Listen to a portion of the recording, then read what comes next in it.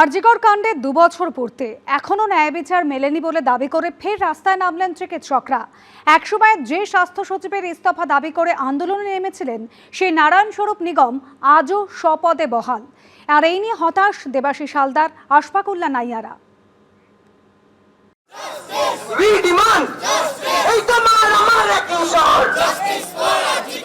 আরজিকর মেডিকেলে কর্মরত অবস্থায় তরুণী চিকিৎসকের খুন ধর্ষণ, ভয়ঙ্কর সেই ঘটনার 2 বছর পূর্তি হলো রবিবার। দিকে দিকে ফের উঠল ন্যায় বিচারের দাবি, জ্বলল প্রতিবাদের আগুন। আমার দেশের 140 কোটি ভারতবর্ষের সর্বোচ্চ তদন্তকারী সংস্থা সিবিআই, তারা দায়িত্ব নিয়েছিল এই তদন্ত করবার জন্য। তারা ভারতবর্ষের মানুষের যে আস্থা ছিল সেই আস্থার জায়গা তারা কিন্তু রাখতে পারেনি। তাই আমরা বাধ্য হয়েছি আমরা আবার নতুন করে রাস্তায় থাকতে।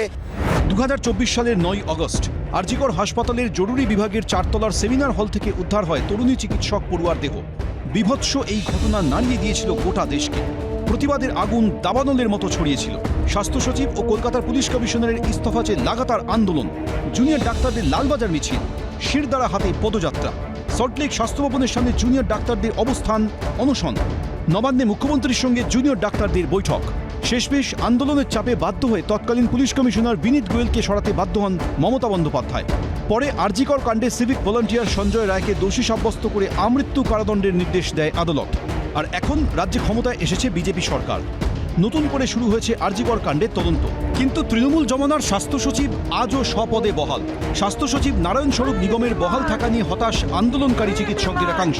রোজই শুনতে পাচ্ছি কোর্টে বিচারপতিরা ক্ষুব্ধ হচ্ছেন, হতাশ হচ্ছেন, ভৎসনা করছেন, কিন্তু ফলাফল রেজাল্ট, রাজ্য সরকার বদল হয়েছে, তারা বলছে যে ফাইল খুলবে, চেঞ্জ হবে। সেই নারায়ণ স্বরূপ নিগম তিনি এখনও মাথায় বসে রয়েছেন। ফলত ওভারঅল প্রাপ্তির জায়গাটা কিন্তু অভয়ার বিচারের ক্ষেত্রে অত্যন্ত হতাশাজনক।